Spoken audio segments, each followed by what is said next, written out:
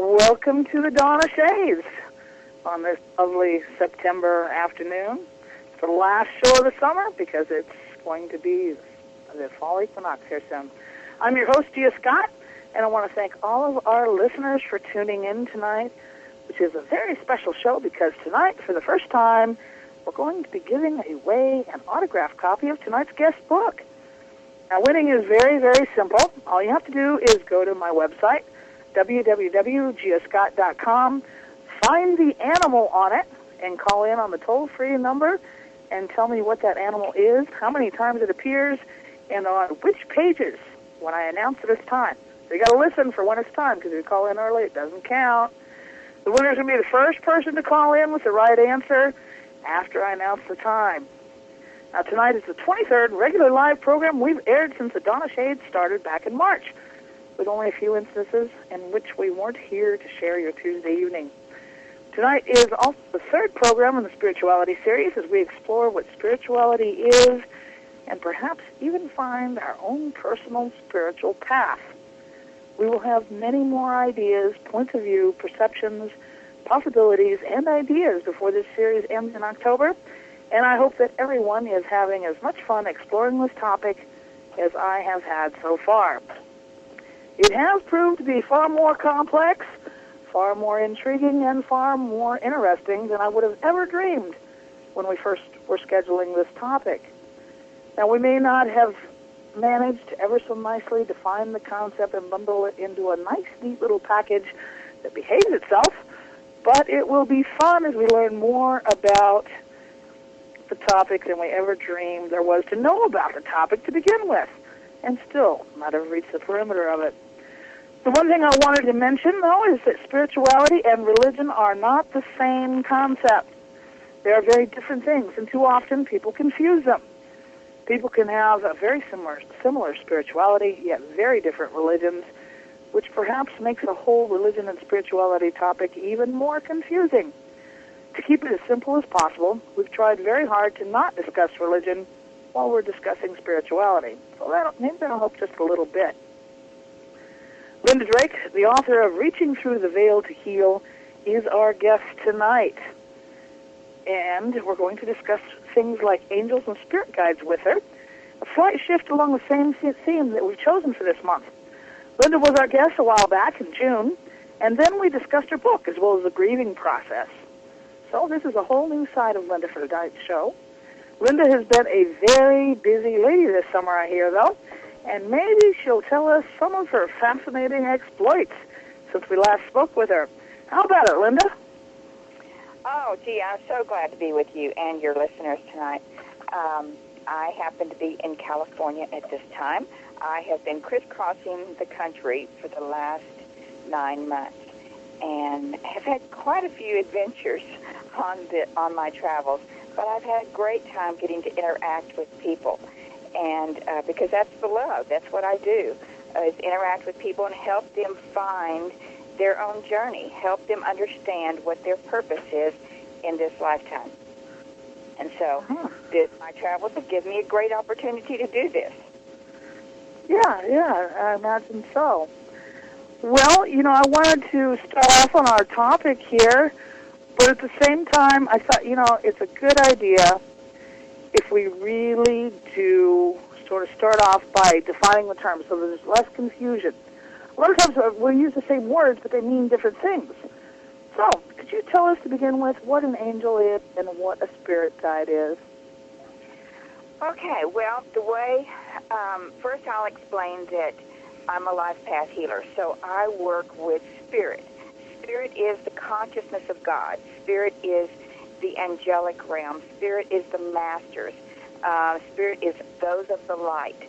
And so in my work, I channel all of that and give guidance to people of that. So when Spirit first started talking to me about the support group that God provided us with before we came into this lifetime, when we were just beginning to choose what our journey was going to look like for this lifetime, they explained to me about this support group and how amazing this support group was.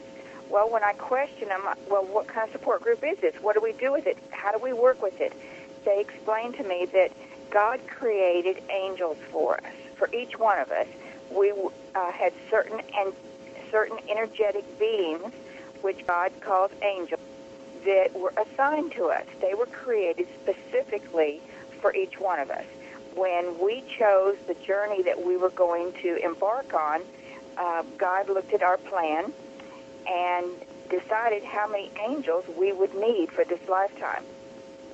And so he created these angels specifically for us, for each one of us.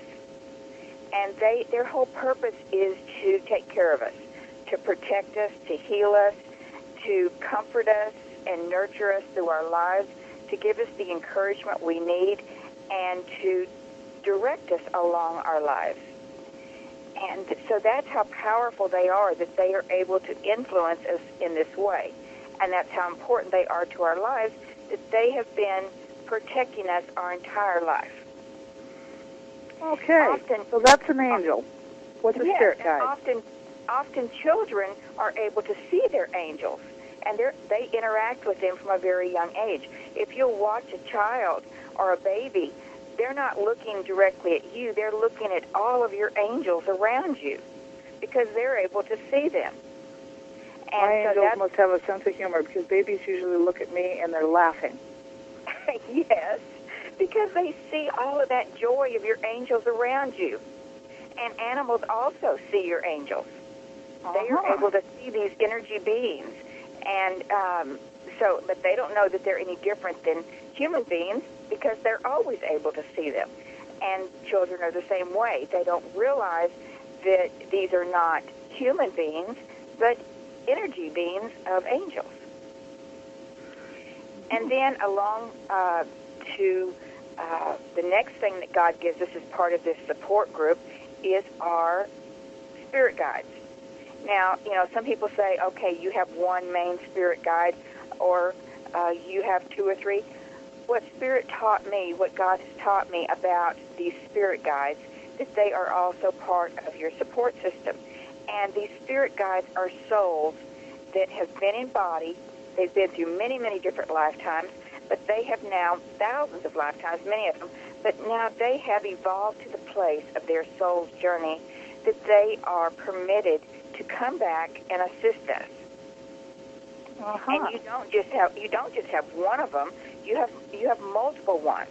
Again, determined by what you chose to experience in this lifetime. And so these spirit guides are souls that often, I should explain that one of the gifts that God gave me was to be able to see and interact with people's support groups, with their angels and spirit guides. So when somebody is sitting in front of me, I'm able to see all of these energies around them, and so I'm able to communicate with their spirit guides. And so often their spirit guides are explaining to me why they chose that particular person. And the story that I most frequently hear from them is that they were with that person.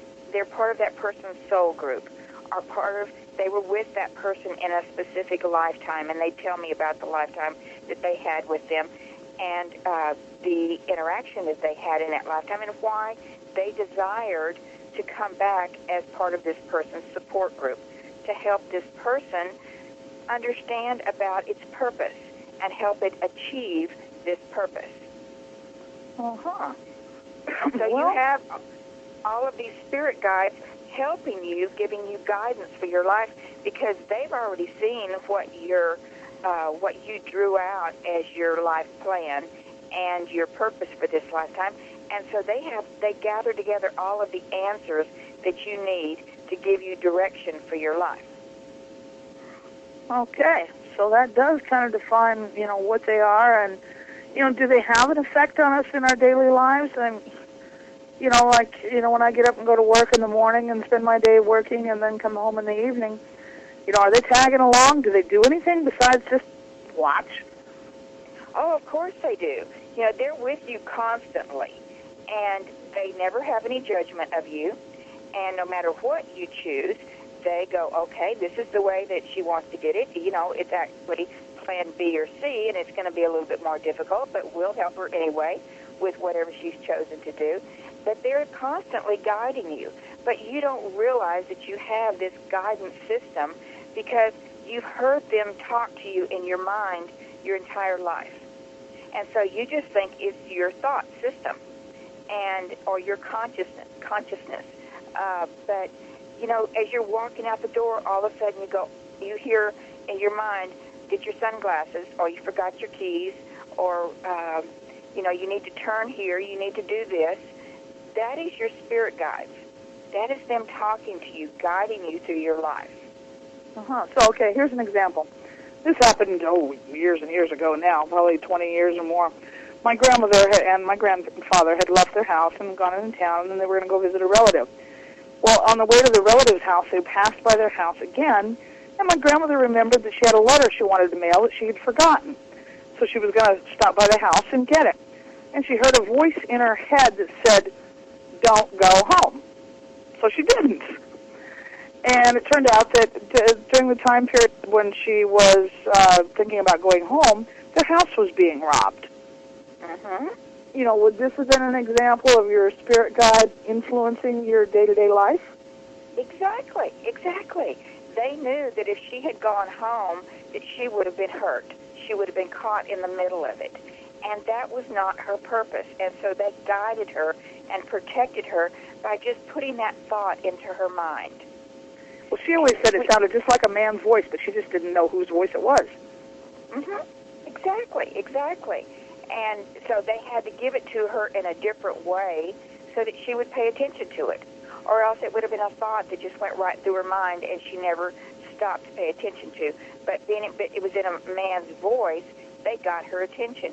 Now, it doesn't always have to be in a man's voice or in a different voice, because mostly it comes to you in just a thought form. Unless they really, really need to get your attention immediately, and that's what they needed to do with her, evidently, because it did get her attention, and she didn't go home. Yeah, she figured if she heard a voice like that, she just really shouldn't go home. Exactly. Well, yeah. Sometimes they have to get in our face to get our attention. They have to do something dramatic that we will pay attention to them, or else we just, rush through our life as we normally do without their guidance. But they are constantly working with us. And I love to challenge mine because once I learned to work with them, it made life so much easier. Because when I'm struggling with trying to make a decision for my life and needing some answers, of course, I go to God in prayer. But I talk to my guides. I talk to my spirit guides because God just turns around and puts them to work and says, "Did you hear what she asked for? Now get busy." But because that's their job in our life. And so God's constantly giving them jobs, but we give them jobs also. By the more we can interact with them, the more we acknowledge them, it's so much easier for them to connect with us and to communicate their messages to us. And so, like when you're going to bed at night, just kind of line out. I always say, okay, these are the things that I need some help with. While I'm asleep, you go out there and you find these answers for me and help me make these decisions. And your spirit guides, it's not their job to make decisions for you. It's their job and force you to do something you don't want to do, or even, force you to do something you don't want to do. It's their job to give you the tools to make your own decision. So the comment I had in the virtual auditorium about convincing their husband that their guide wouldn't let them come home from shopping until they spent more than they planned won't work. No, it won't. Unfortunately, it won't.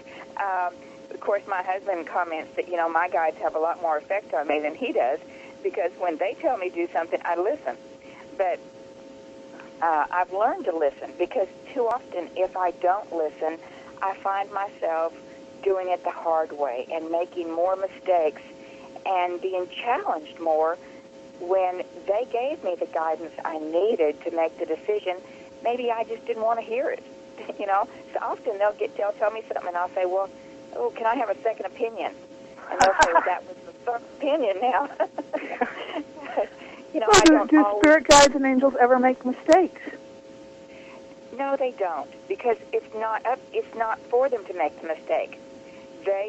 Now you have to be careful with your angels because they don't know, they don't have any judgment over you. So whatever you ask for, they bring to you.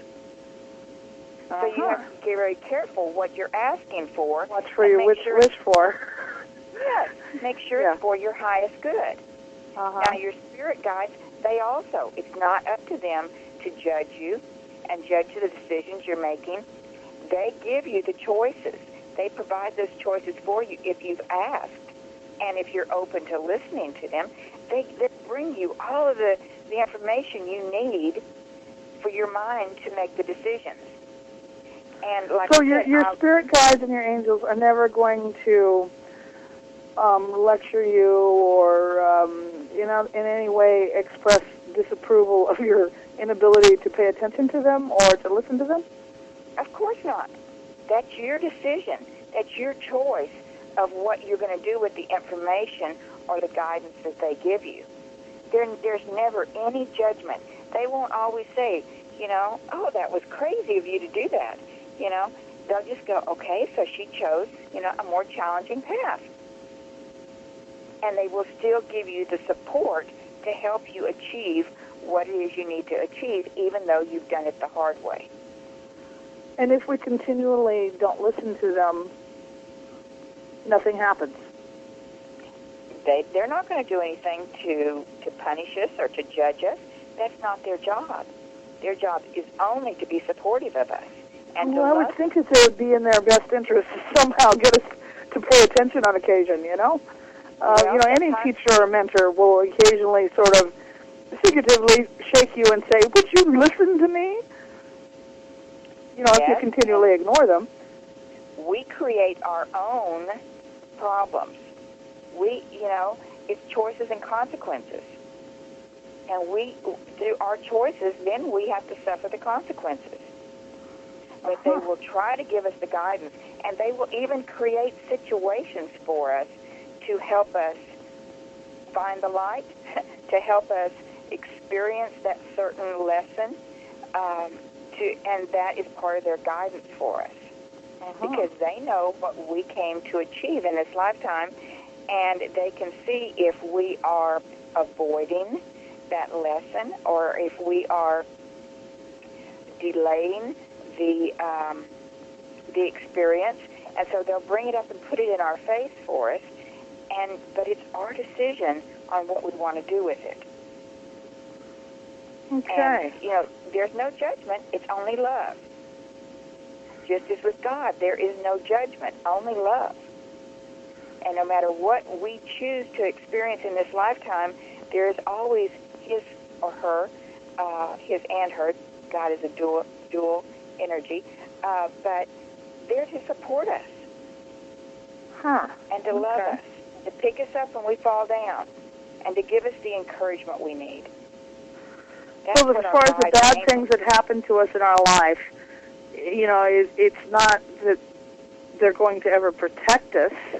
It's just that we made bad choices. Exactly. It's not their... Well, our angels will protect us from getting hurt, but if it's something we have to experience to learn from, they have to allow us to have that experience and to suffer the consequences. Because otherwise we don't learn. Yeah, there's a saying, you can't learn to, if you never let a child fall down and skin their knee, they never learn how to walk or run. Exactly. So they don't want to hold us back by just being very protective of us. That's not their job. They allow us to experience life so that we can grow and so that we can learn and achieve our purpose. And it'd be nice if we could figure out what our purpose was sometimes. Well, yes, and if life was just easy, we would learn nothing from it. Yeah, I once asked someone, why are some people born with these simple, uncomplicated lives that are always so easy, and yet other people are given all these problems and obstacles and everything. I mean, just becoming 5 years old is an achievement in itself. And yet this other person, essentially has everything handed to him on a silver platter. And what I was told is essentially the person who has the silver platter sort of life didn't have any lessons to learn in this life, so they got an easy one. Exactly. Exactly. They may have come in for a teacher for others, but, maybe they already went through the challenges, and so they're just finishing up a few of the loose ends in this lifetime. That's kind of an interesting, idea to think about because, sometimes I do wonder, because some people do have a horrible struggle. I mean, everything is such a huge thing to them, and yes.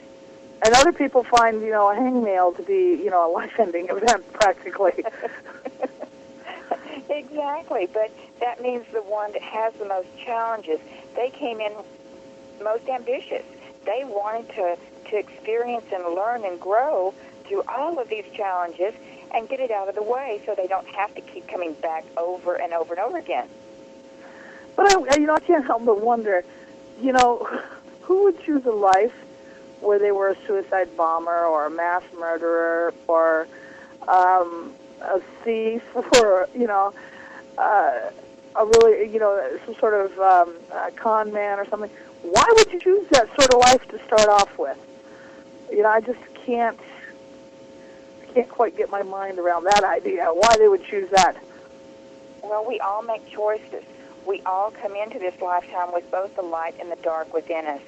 And we go through our life making choices and choosing every day, moment by moment, where we are going to give our power to and what direction we are going to take our life. And yes, certain things are lined out for us. Certain things are destiny. But God gives us the power to co-create our lives. He doesn't create it for us. He allows us to co-create and have free will. And even those people that came in and created such negative energy in our world, they have their purpose too. Often it takes somebody like that to teach us lessons and to help us to grow. Yeah, because you watch some of these people that their whole life is just so negative. And you're like, ooh, am I glad I'm not them? Just because their cup's always half empty. Everybody's picking on them. They got the Charlie Brown syndrome going, the whole bit. And they seem to just be a magnet for disaster. Because that's the belief system that they've taken on, that that's what they deserve, and then they continually pull it to them. Not even being aware that they're doing that, but it just becomes their way of life. I sure hope that never becomes my way of life. And sometimes you see a person that was positive most of their life, but as they get older, they become, they take on the Charlie Brown syndrome. Everybody's always picking on me. My life is so hard. I'm all alone, yada, yada, yada. And, pretty soon, they are all alone because nobody wants to be around them. They do create their own reality. Yes, they begin developing the negativity, feeding the negativity in them, and then that negativity grows, and then it becomes their life. Yeah, like a cancer of the soul. And I have often heard stories of soul sicknesses. Yes. And I could see where, it would become a cancer of the soul. And then eventually it's going to affect your body. Of course, because all of our illnesses go back to our belief systems and our emotions. They're all rooted in that. Yeah, and that's kind of, when you really start thinking about how each facet affects the other facet, your physical self, your spiritual self, and so forth and so on, it's kind of amazing. Because it all works together. We're not just one aspect of it. Yeah, but hold that thought. It's time for our first break, but I did want to remind you we're going to be giving away an autographed copy of Linda's book during the program tonight. So log into my website, www.giascott.com, find the animal, find out where it appears and how many times it appears.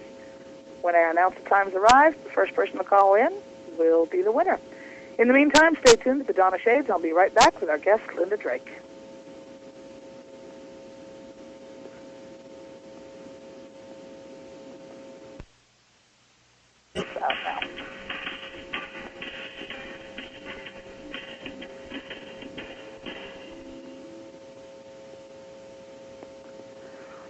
Welcome back to the Dawn of Shades.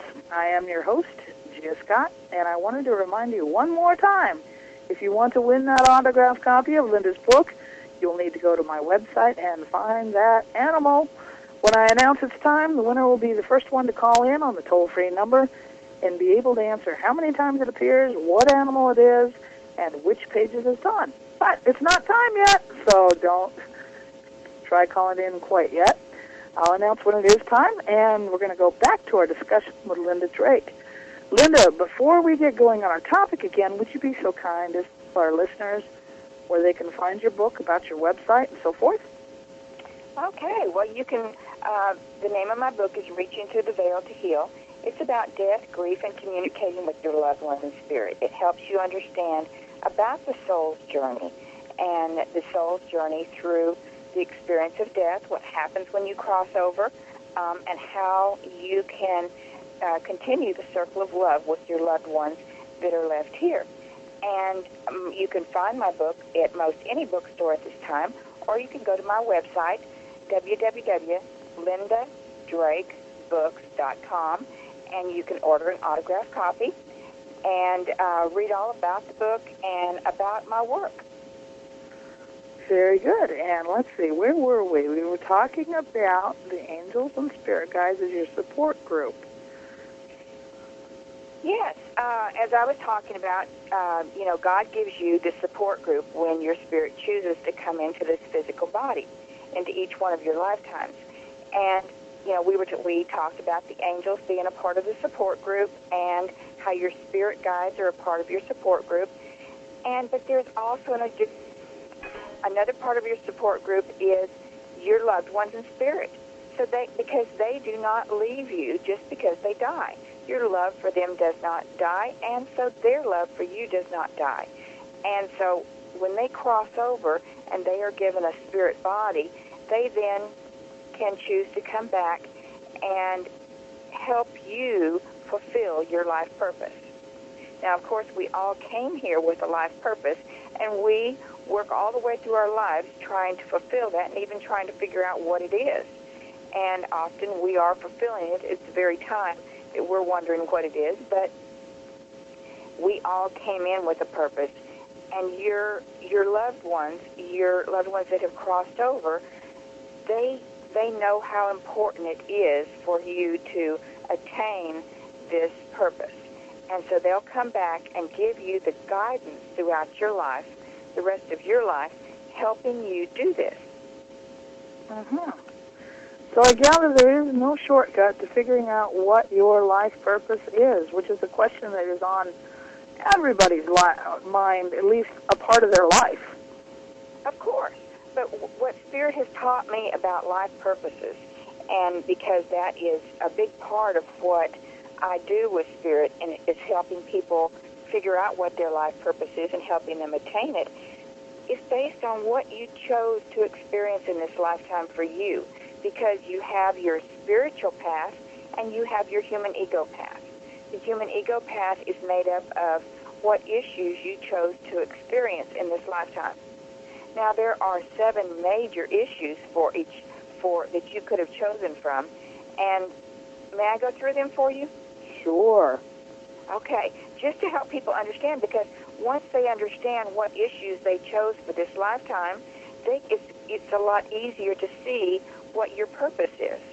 It makes absolute sense to me. Yeah, it really makes it easy when you can stand back and look at your life from that perspective. Now, the first issue that you could have chosen for this lifetime is the issue of trust. Trusting that people are going to be there for you, that they're going to meet your needs, that you can be vulnerable with them, and they are not going to hurt you. And then the next issue is the issue of abandonment. This could be physical abandonment, emotional abandonment, neglect. It comes in many forms. Uh-huh. Then there is the issue of abuse, physical abuse, emotional abuse, sexual abuse, verbal abuse. Often, if you chose the issue of abuse, you have been abused most of your life, and you don't even realize that you're experiencing it because it's so natural to you. Then there is the issue of control. Now, with all of these issues, you would have chosen parents or core family members that would help you experience these issues, because it doesn't do any good to choose an issue if you never get to experience it. And so these family members are there to help you, help push your buttons and help you experience the issues. So if you chose the issue of control, of course, you'd have to have a parent or a sibling that helped you experience this issue. And so they would be very controlling of you. The parent naturally controls controls the child's world to keep it safe. But if the parent chose the issue of control and the child chose the issue of control, you can see where it would be played out in a big way. And so there would be the parent would be probably overbearing with the child, controlling all the child's thoughts and actions and emotions, or telling them how to think, and thus taking away a lot of the child's self-worth. And so the child doesn't learn how to trust their own decisions, their own choices. Then there is the issue of, and with the issue of control, now you can take it out into your life, and you can play it out whether you choose to be the controlling person, or you go out looking for somebody and control your life, control the life of others the way your parent controlled your life, or you can go out and look for a partner that is controlling so that you feel safe. And then there is the issue of judgment. Now, many of us, chose that as an issue. And look around your world, and you'll see all the judgment that goes on in our world. And so you have to learn how to use the issue of judgment in a positive way, because many of us have it, and we're constantly trying to perform to somebody else's standards, constantly trying to earn somebody else's appreciation or respect or love. And this love is determined by somebody else's judgment of us. Okay. Then there is the issue of responsibility. Now, some of us came into this world feeling like we have to be responsible for everybody, that whether it's financially responsible, or we have to be the healer that goes out and helps heal everybody's world and fix their world, or whether it's, you have to be responsible in your job and earn the respect. So your responsibility affects many of our worlds. Well, I tell you what, if you're the eldest child in your family, you've probably got responsibility on your list of issues to begin with, because you tend to, from a very early childhood, you are responsible for someone else. Exactly. To a degree.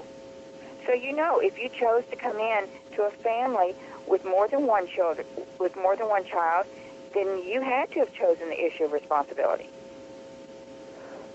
But then there is the last issue, and I call this Spirit's trick, because it's the issue of love. And we all came in with that issue. And the issue of love helps put us in situations where we experience all of the other issues. Because we are constantly searching for relationships, for the love in a relationship. And in that search for that love, we will play out many of the different issues. Okay. So someone who's always searching for love, may well have issues everywhere? If they're constantly searching for love and they feel like they cannot attain this love, you probably chose all of those issues because you've been experiencing those issues in your relationships. And that's why you're having such a difficult time receiving the type of love you need, because you are judgmental of yourself and you don't know how to love yourself. Well, many people have said that we are our own worst enemies often, because we do tend to judge ourselves much harder than we would judge even our enemies. That's so true. That's so true. Just found. Yeah, because, I keep telling my daughter, you should treat yourself at least as well as you would treat a stranger. Of course, but we don't. We don't. No. We we tend to just beat ourselves up every night. You know, you go over your list of sins for the day, and it's like you forget to look for the good deeds of the day too. Yes, we forget to look at all the positive aspects of it, and you know, and if you came in with that issue of judgment, yes, you're so hard on yourself, and Yeah, then you convince yourself that you're not worthy of love, and so then you begin sabotaging your life and pushing the people that love you the most away from you, or you become very fearful of relationships, and so you cut yourself off and don't give yourself the opportunity to have a positive relationship. Uh-huh. So in all of this negativity that we seem to be surrounding ourselves with, in most of our cases, you know, the average person tends to surround themselves in this blanket of negative stuff. How can you get rid of it and become a more positive person without that negative barrier between you and the rest of the world? Have awareness. You have to have awareness of your actions, of your thoughts, because your thoughts create your reality. So if you believe that the world is all negative and that you don't deserve the best, you don't create it. These are all belief systems that were taught to me by the group consciousness of Abraham. And many of you may have heard about the group consciousness of Abraham. They work with God to help teach humanity empowerment. Mm-hmm. And you may have heard about some of their work through The Secret, the book The Secret, or because they contributed to the information that was in that book. Uh-huh. And some of Esther Hicks's books about the law of attraction, or Ask and It Is Given, and that's all channeled by Abraham. That they are a group consciousness that helps empower people, helps teach people to change their thought, to change their lives, because we have the power to do this. So how can we start to tap into this power and develop our awareness and become who we could be? First, you have to love yourself. First, you have to believe that you deserve it. And so often, we have created such a negative thought pattern that we don't deserve things, that's what we create in our life. We create lack. And lack is what we fear most. Mm-hmm. Yeah, that's very true. You know, whether it's lack of money or lack of love or you know, lack of happiness. We fear that, yet then we create it. And we create it through our own thoughts.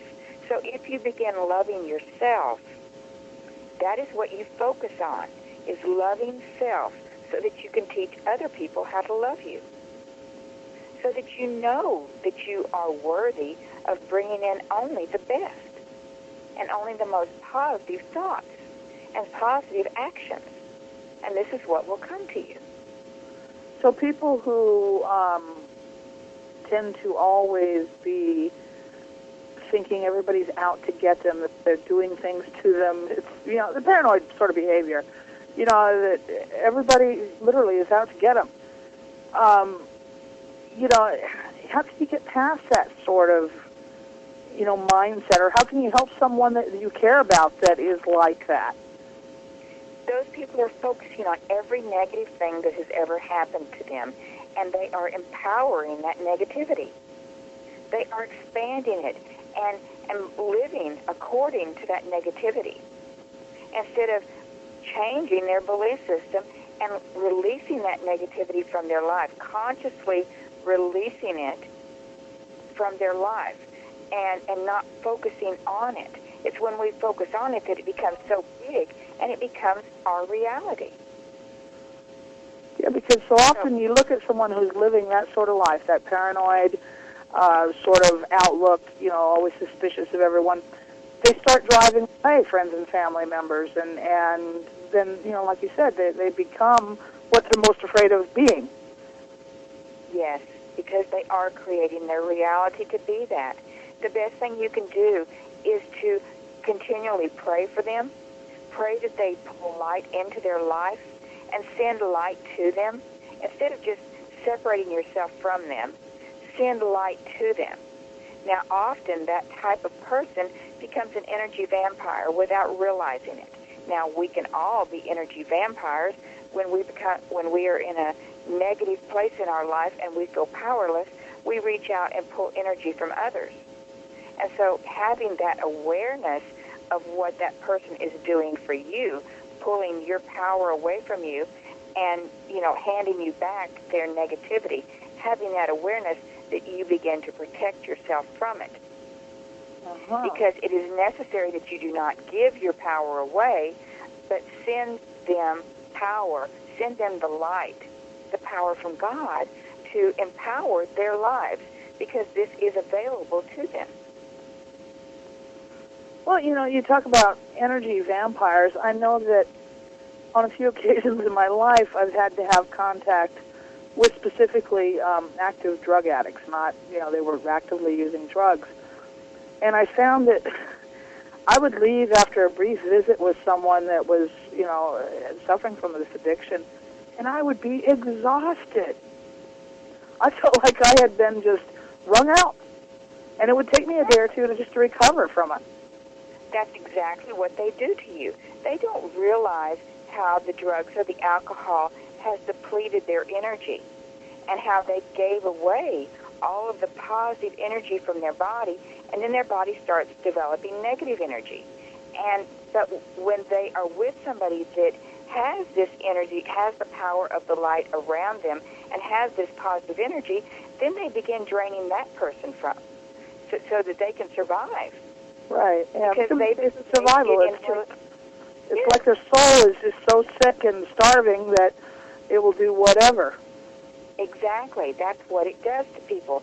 And so when you have a whole group of people that are negative in that way, and they are depleting their soul's energy, then they all create darkness around them, and they can't seem to get out of it. So when somebody comes into their energy field that has a positive energy, that person there, unless that person protects themselves, they will be drained instantly. Well, that brings us back to something else entirely. All of us are going to have to be around negative people at some point in our life, unless we're living at the top of a mountain where we can control everybody. And then we probably have control issues. But how can you protect yourself? It's because very important. It's very draining. It is. It's very important to protect yourself, because the energy field around you is your responsibility. Because, again, you can create the light or the dark. It is your choice with your energy, with the energy around you. So it's important that you protect yourself. Now, there are many different ways that are taught to protect yourself. Now, Spirit taught me that all I have to do is ask to be placed within a bubble of white light. So I surround myself every time I'm stepping out of bed in the morning, or even before I go to bed at night, or if I am going to be around a person or group of people that I know hold a lot of negativity, I surround myself, and I surround myself with the white light of the Masters or the white light of God. It's whatever you choose. As long as you are focusing, you are setting the intent to focus this white light of energy around you, it creates a veil of protection. Okay. And that's, I live in New Orleans, and since Katrina, we've had so much negativity.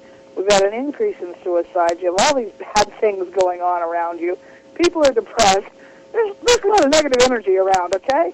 And then you have, tourists who come in to party, and I wouldn't exactly say they're radiating positive energy after they've been here 24 hours.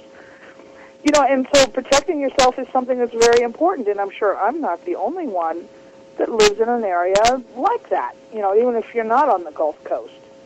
Well, every area has their issues. No matter what area you live in, there's always going to be energy vampires around you. Whether it's just, you walk into your office and somebody's having a really bad day, and so they've depleted their positive energy with their negativity, and so they're looking for somebody to drain, no matter where you're at. And so all of us should be protecting ourselves no matter what world we live in.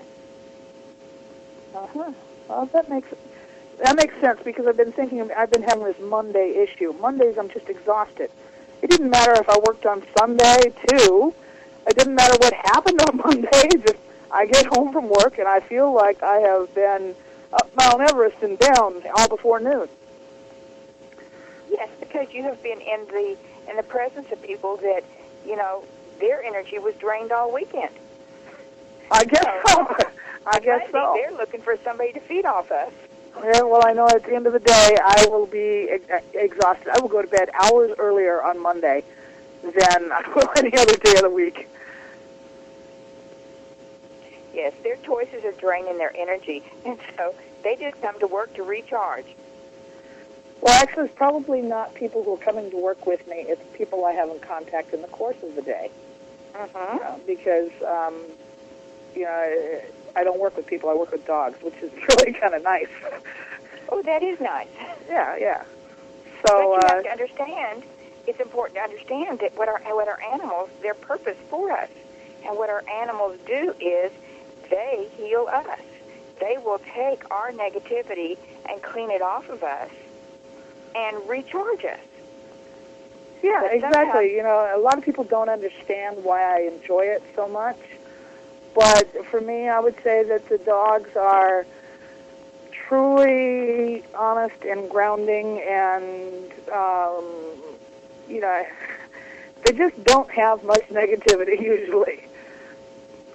Well, what you're probably doing is the animals that you're working with don't have negativity in their spirits, but they're carrying around their owner's negativity.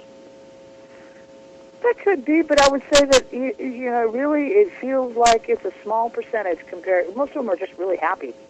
Oh, yeah. But I deal with them in a positive way. I'm not grooming them. I'm not torturing them. I'm not, giving them shots or anything like that. So, everything's happy and they're having a good time and they are happy. And maybe it'd be different if I worked in a vet clinic. They feed you. Yeah, I would say that they really do. Good. Yeah, because it's a very, it's a fun job. Not many people can say their day job is a fun job. And I do find that, and my own personal dog, because I own a dog myself, especially the older one that's been with me so long, she's very in tune with how I am feeling. And on a bad day, she's right on me, and, it just never, ever backs off. I mean, she will pester me just to make sure that, it's like I make sure I recharge, and I plug in somehow. Our animals are very, very important to us. That's why we travel in a motorhome at this time. It's a very expensive doghouse. Yes. Because we wanted to have our dog with us while we travel. So, because he just brings so much to our world and does so much healing for us. So, whether it's a dog or a cat, they're important to our lives, or even a bird. How they can bless somebody's life and bring joy to them. I think it's because they have such a honest character or spirit, however you want to put it. There isn't any deceit. There isn't any ulterior motives. They're just happy that you're there with them. Exactly, they are. And very accepting and no judgment. Yeah, maybe they're a physical manifestation of our spirit support system. Well, our angels do work through them. Our angels do work through them because the angels can bring us healing through our animals. Well, yeah, that could very well be. I had a tooth pulled that ended up with a dry socket, and it was a whole nightmarish situation. And the entire time I was feeling so dreadful, my 90-pound dog insisted on sleeping draped around my head. He knew what you needed. Yeah, I guess so, because I was like, look, you're really too big to range yourself around my pillow. But she just wouldn't listen to me. So, yeah. And she never normally does that. She's a dog that normally prefers the floor because she's very thick-coated. And it's cooler down there. But it is now time for our break. So, everyone, please stay tuned. and we will be right back with our guest, Linda Drake.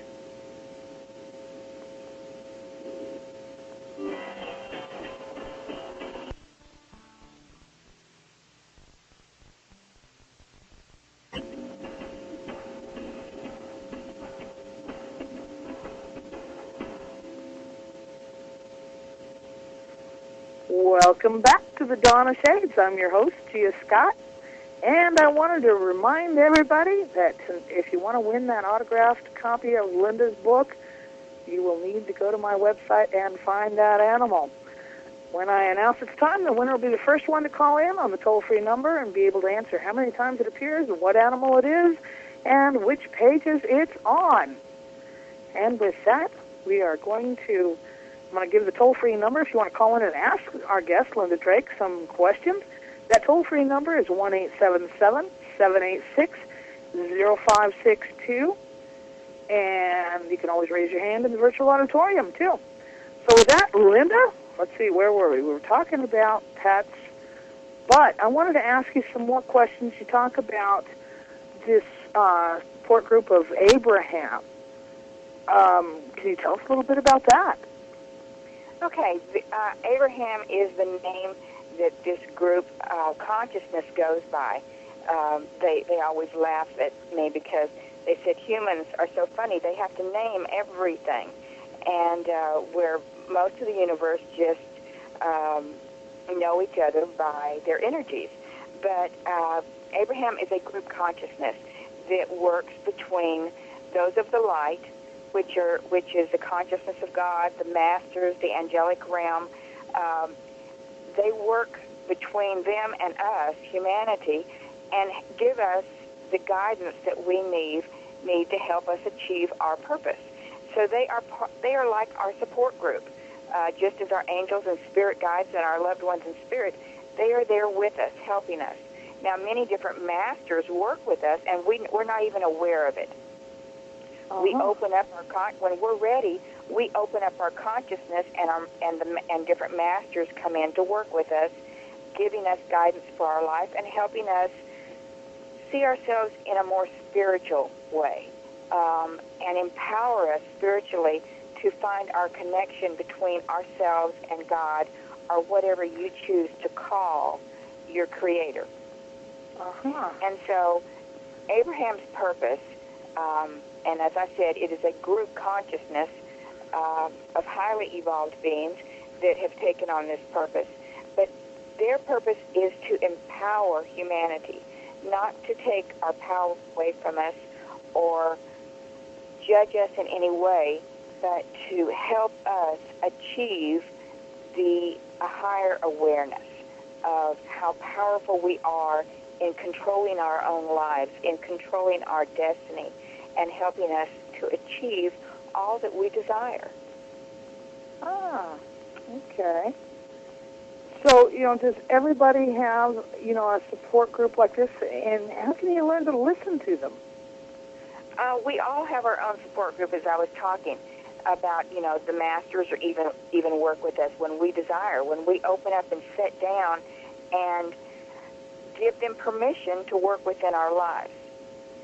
We can give our spirit guides and our angels permission to work with us on a closer level and, make the commitment to them that we want to have them in our lives, and we invite them in, but we also make the commitment to listen to them. Uh-huh. So we empower them to be a part of our life. But they are our spirit guides and angels. They are here to give us the guidance. And so then we reach out, and if you want to work with a specific master, all you have to do is ask. Uh-huh. All you have to do is set the intent that you want that master to give you guidance for your life. And they're there because they are all available to us. That is their purpose in helping humanity raise our awareness and taking us to a higher vibrational level, because you cannot function as you raise your vibration in the vibration of your life, of your spirit. You cannot function in negativity. It makes it very difficult to stand in the light of a high vibration and also pull negativity towards you. It just doesn't work. Okay. It's two opposing forces. All right. So, by raising our awareness, we can essentially eliminate that negativity from our lives. I mean, I keep wondering, how can you learn to listen to this spiritual support group that you come to this life all equipped with? It'd be nice to use it as much as possible. Yes, and the way to use that is through meditation. We rush through our lives in a constant chatter of information coming at us. And, but you have to make the conscious effort to quiet your mind so that your guides and masters can talk to you, so that they can interact with you. The best way to do that is through meditation. Now, meditation can be done in many different ways. You can, for me, I have to use a guided meditation CD or tape because I have to have something that occupies my mind, what I call the monkey chatter in my mind, so that, and I call that the male side of my brain because it's the analytical side, but so that the female side of my brain, my intuitive side, can open up and connect with my masters and my spirit guides. And so you have to train yourself to do this. You have to make a conscious effort of it. You can't just say, okay, I'm going to give you 30 seconds, talk fast, and expect your guide to connect with you and you be able to hear what they have to say, because they're constantly working with you, trying to slip, a word in here and a word in there and a thought, and it's always a struggle for them because we rush through our lives with such determination to get from one spot to the next. And so you have to train your mind to hear. You have to give them the time and space, and you have to make a commitment with your guides and angels that you want to interact with them. And then it makes their messages just flow to you, and it makes it so much easier to make the best decisions for your life. Yeah, because I know that myself, when I try to quiet my mind, I suffer from insomnia. Half of it, the going to sleep part, is because I can't get my mind to get ready to rest. And, as far as the waking up again during the night, I don't think it's because my mind kicked into gear again. I don't know why I wake up, but I've always done that. So quieting your mind is something that it's important, whether, it's just for physical health or because you do want to meditate. That's something we all need to learn how to do. Well, some people cannot, they're hyper and they just cannot relax enough to just sit down and do a meditation. So maybe their meditation, maybe their connection with their spirit guides and angels happens while they're running or they're walking. My husband, he does his meditation on the front of his boat while he's fishing. So we all have a different way of calming ourselves down and listening. Blanking out our chatter and just listening. I never thought of fishing as meditation, but I think about it. That is the one time it's like I give myself permission to do nothing, because fishing is really a lot about sitting there doing nothing. Exactly. Most of the time, anyhow. I mean, sometimes the fish would be so annoying as to keep biting, but most of the time you sit there a lot and do nothing. And that's not a bad thing, to sit there and do nothing. And that might be a very good, or something rhythmic that you really kind of tune out while you're doing it. Sense painting used to be something that was there again. It was something that I just sort of, become an automatron. Your mind is occupied with the act of running that brush up and down, and yet it doesn't require your conscious mind's attention. Yes. So see, all of these different things can be meditation for people. It doesn't have to, be a consciousness where you're just sitting with your legs crossed and, oming. That may work for some people, but that doesn't always. People don't always connect with that. That's not always their way of doing it. So they have to find a specific way that works for them. Yeah. Now, Linda, I did have a question in text from the virtual auditorium, and they wanted to know, I think they mean, primarily perhaps in person, but how do you deal with people who accuse you of being a charlatan?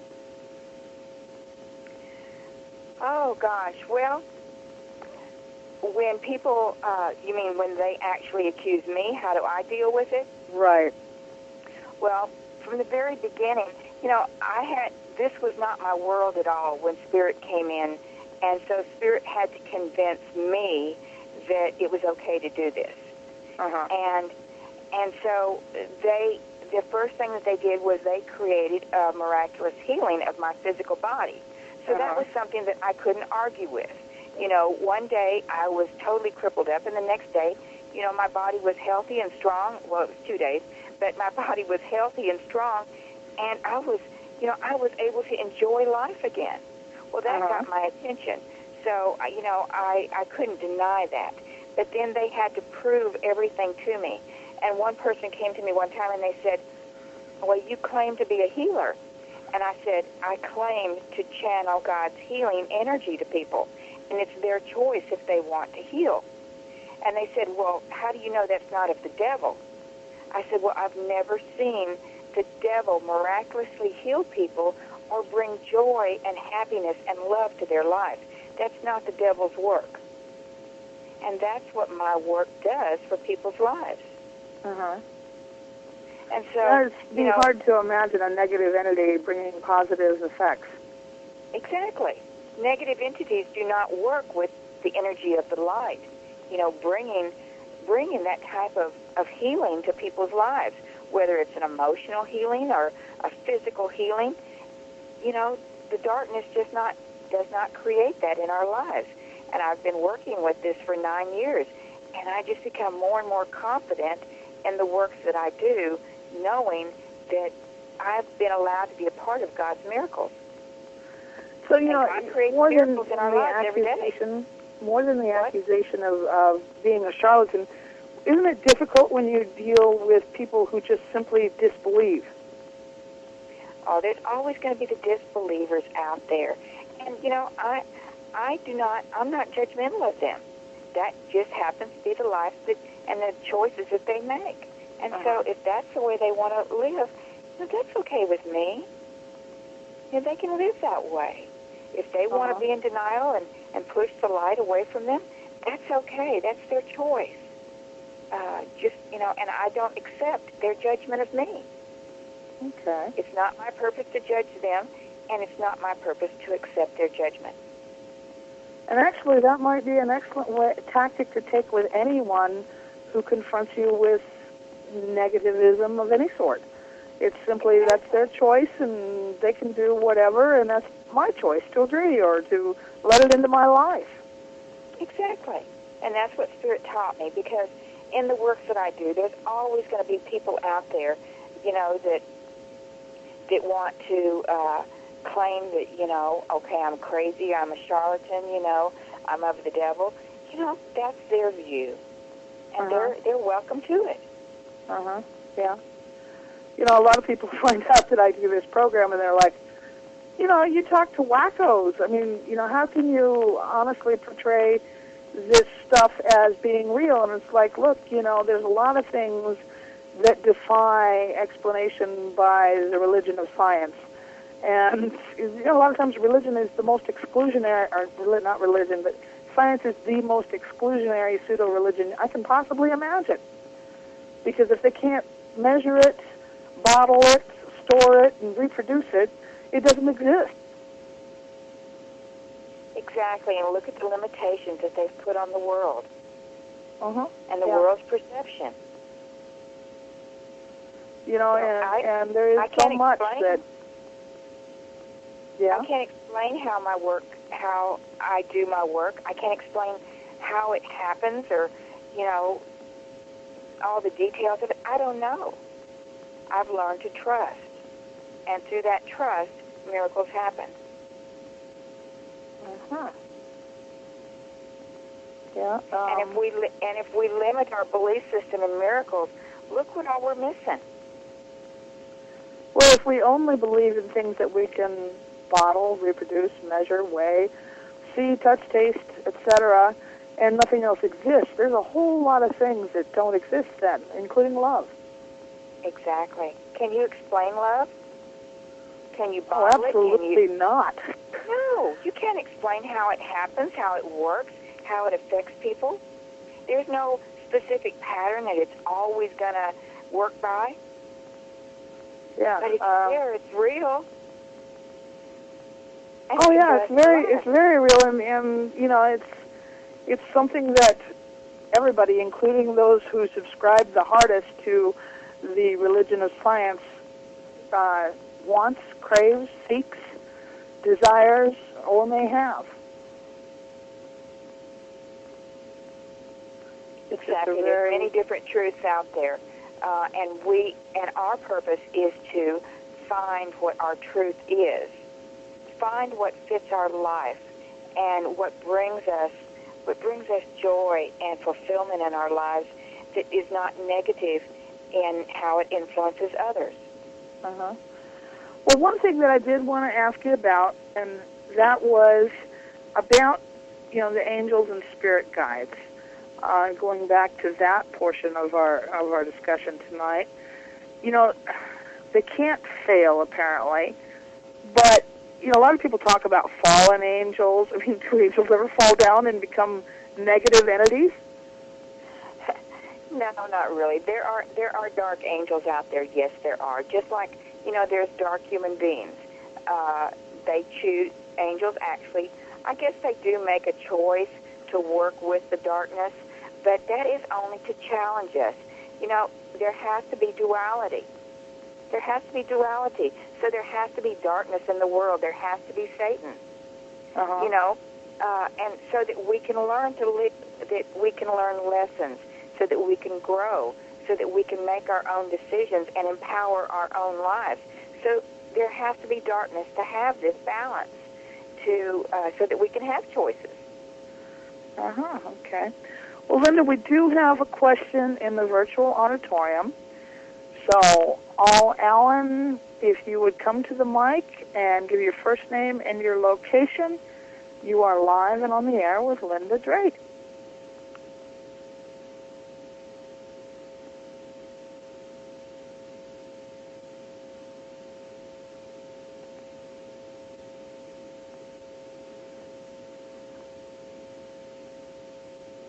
Well, maybe.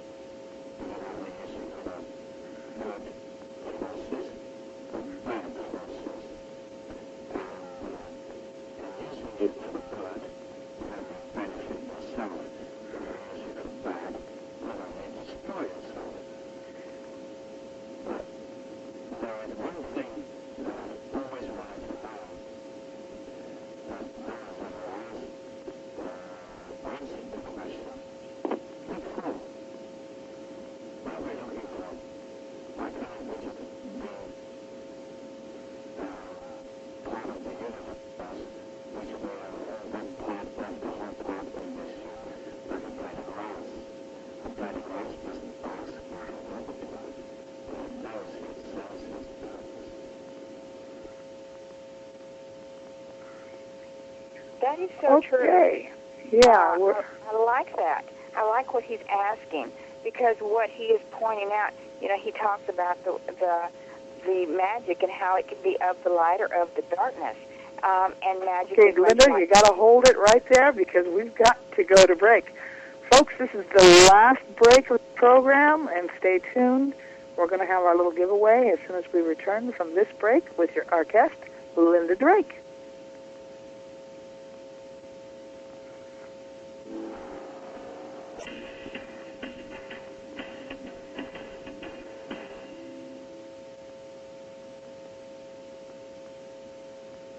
Welcome back to the Dawn of Shades. I'm your host, Tia Scott, and we're talking tonight with our guest, Linda Drake.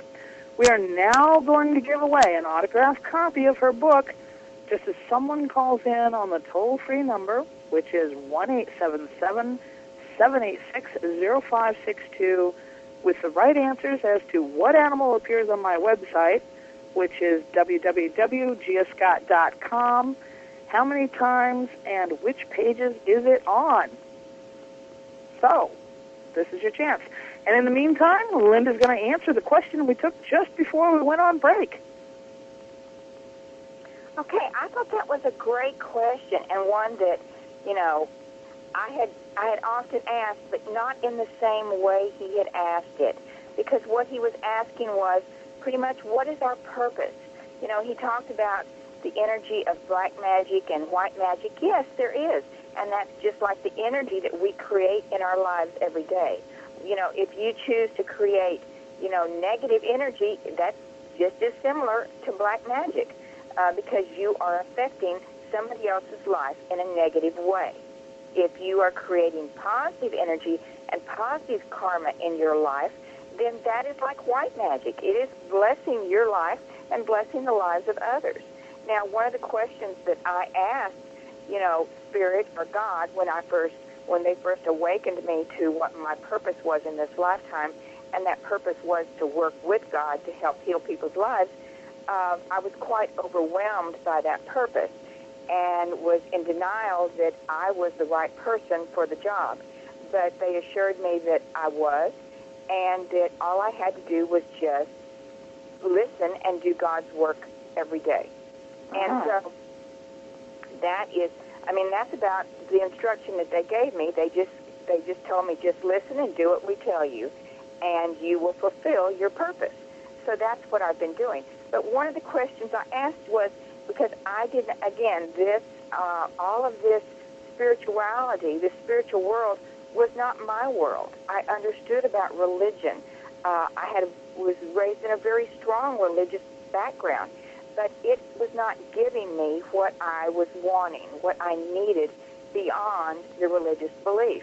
And so I was always searching for more, but, the metaphysical world and the realm that's out there connected with spirituality, I was afraid of it. I didn't understand it, so I avoided anything like that. And until God just, knocked on my door and walked in and announced themselves that they were there to work, I didn't understand it. But when I asked the same thing, what is our purpose here? What are we supposed to be doing? And I didn't believe in past lives, and they had to prove to me that we had past lives. And so I asked, well, I don't want to have to keep coming back. What do I have to do so I do not have to keep coming back? And what is the purpose of humanity here on this planet? And they said that the purpose of humanity was to learn how to love unconditionally.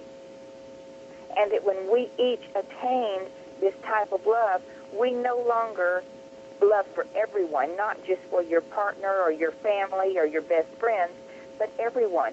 And once we attained that type of love, we no longer had to suffer through the challenges of life.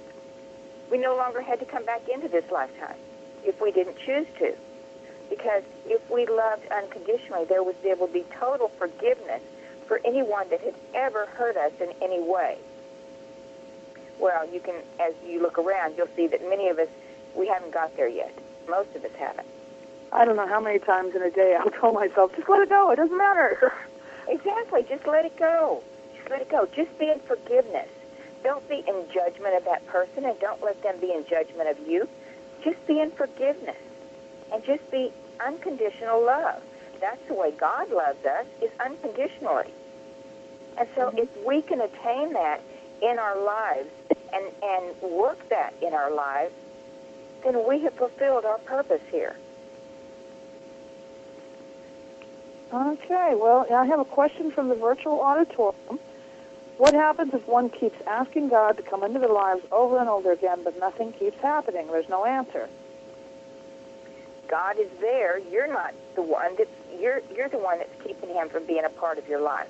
Because God is always there for us. Always. God is within us. God is a part of us at all times. We are the ones that are in denial. We are the ones that feel that we are either not worthy of his love or his interaction with us, or, we close the door and don't let him in. So God is always a part of us. We just sometimes don't feel him. Yeah, how can you really make sure that, you do feel him? I mean, because sometimes hello, you there, Linda? Yeah, I'm here.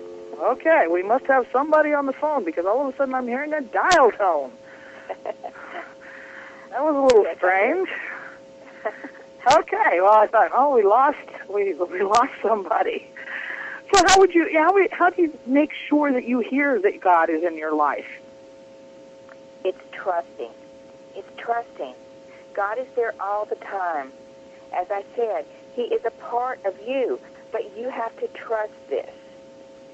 And if you don't trust it, all you're doing is denying yourself that feeling of unconditional love and acceptance. And that's when we create a sadness within ourselves, a loneliness, because we're the one that's pushing him away. We're the one that's denying our worthiness to be a part of God's energy, when it's within us all of the time. Okay, well, because a lot of times, people do question, how can I know? How can I be sure? Because we want to blame God for anything bad that happens within our life, whether it's somebody dying or losing our job, or we think, we're being punished for something. God does not punish us. God did not create the journey that we're on. We created it. God is there to support us as we walk through that journey. Yeah, that's very true. And sometimes it's real hard not to blame, and it's not to blame them. Blame God for the bad things that have happened. Of course, we want to blame somebody. Yeah. No, we want to blame somebody for the negative things that happen in our lives. And yes, there is an energy that is responsible for the negativity that happens. But for some reason, you chose to allow yourself to have that experience. And that means you wanted to learn something. You needed that experience to grow. And so you've created that experience in your life, whether it's a health issue or, a financial issue. You've created it somehow in your life, and you've chosen to be a part of that experience for your opportunity to grow. But God doesn't abandon you during that time. God is there to support you, to pick you up, to dust you off, to carry you through the experience. And you have a whole realm of angels that are assisting you with whatever you choose. Yeah, and sometimes I guess I have to believe into an all-forgiving sort of God, because I really cannot accept a God that is so mean and vindictive to inflict pain and agony on innocent people and even children. I can't believe in that sort of an entity, so therefore God has to be all love. I mean, that's just a process of elimination. Oh, I've questioned him. a number of times I've questioned them. Well, how about this? Did you create this? How about that? Why did that happen?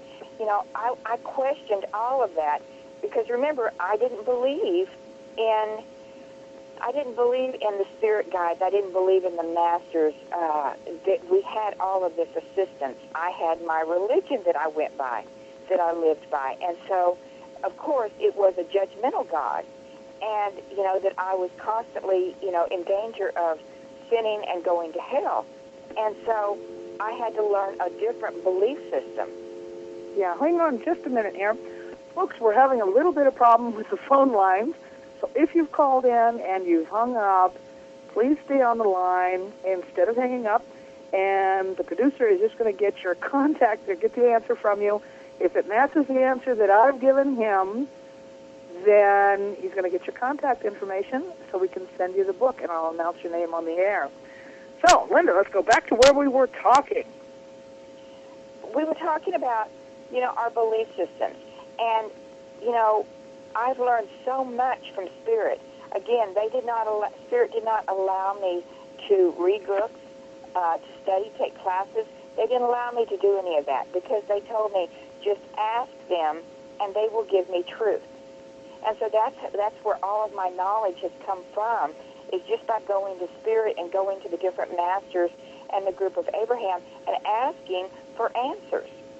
And so these are the answers I'm passing on to you because I know all of you have the same questions that I had and the same belief systems that you had to overcome. You know, spirituality is not a religion. It's a connection between you and God. It's a connection with the God within you. And it really doesn't matter what name you give that omnipotent entity. You can call it God, Allah, Yahweh, whatever. It doesn't make any difference. It doesn't. You know, it's really all about energy. Right. You know that it's an energy within you and around us. Yes, it's an energy that it makes up the entire world.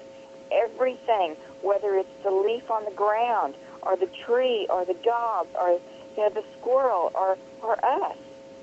God is within each one of those things because He created it. And you can call this creator or the master, you can call him anything you desire. Yeah, it doesn't make any difference.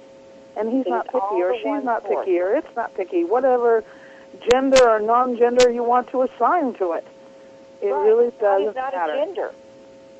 God is not a gender. He created, the gender factor for animals and for humans. But God is not a gender. God is all. And it's a lot of people think that their spiritual path or their spirituality, whatever name you want to assign to it, is exclusionary of the religion, and it's not. The two can coexist just fine. Exactly. Your religion is the truth that you live by. And if that fits your needs, then you need to immerse yourself in it. But always know that you have a spirituality, and that is your connection with the source. Yeah. And that's an important it in any way you desire. That's an important thing. Well, we seem to have a caller on the line. They're going to be put into the queue with us in just a moment. And hopefully they are actually a winner. The producer was collecting information from them. So we'll find out who it is. But in the meantime, it really is. It's a tough, just trying to find a definition for spirituality. When you actually just look it up, you're going to find yourself, you're confused already. There's so much about spirituality because it's limitless. And, it can meet so many needs that you have and you don't desire and you don't understand what those needs are until you've met them and you feel that satisfaction. Okay, we've got Adriana on the line. Adriana, can you hear us okay? I'm not hearing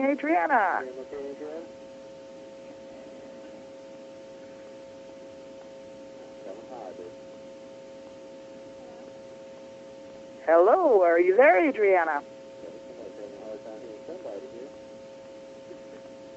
Okay, I'm hearing the producer, but I'm not hearing Adriana.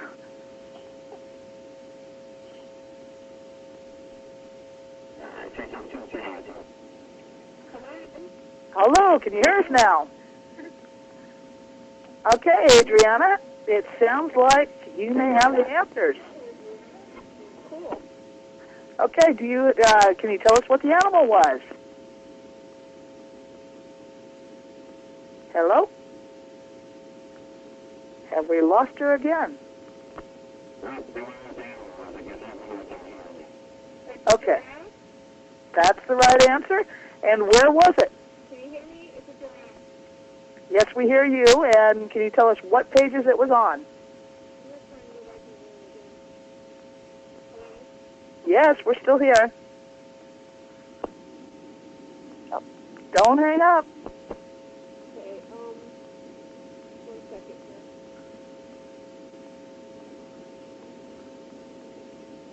It's on the home page and on the books and products page. Okay, you've got the answer. So, hang on the phone. The producer needs to get your phone, your name and your address so we can mail you the book. And you're going to win that. You've won that autographed copy of Linda Drake's book, Reaching Through the Veil to Heal. So, congratulations.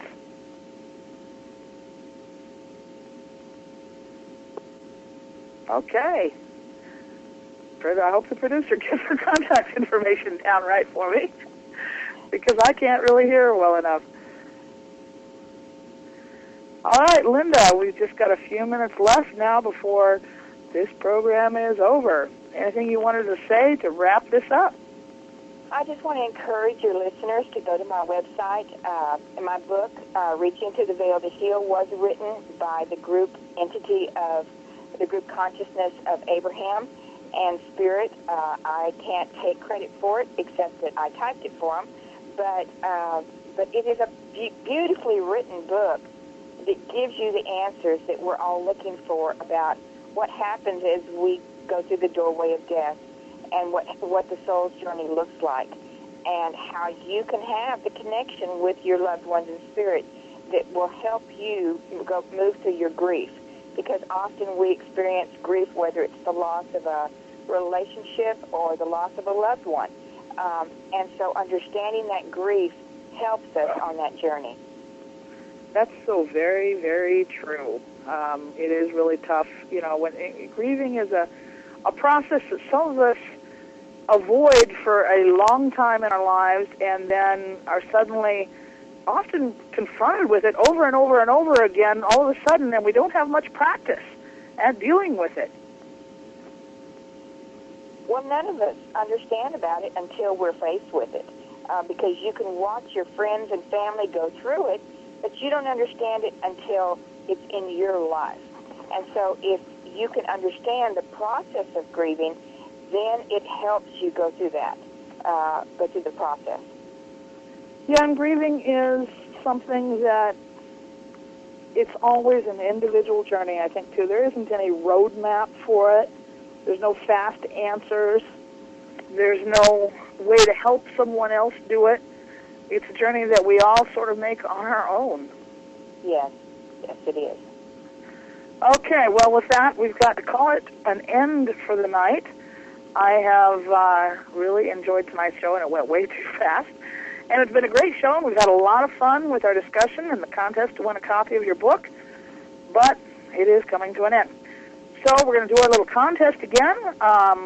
We'll do the contest on October 9th. But next week, our guest will be Catherine Sherwenka from the Oneness Movement, and the following week, it'll be Washali.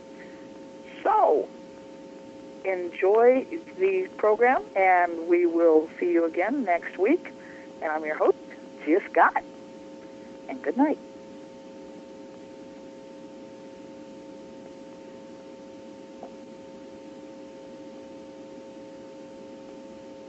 Well, Linda, it was great.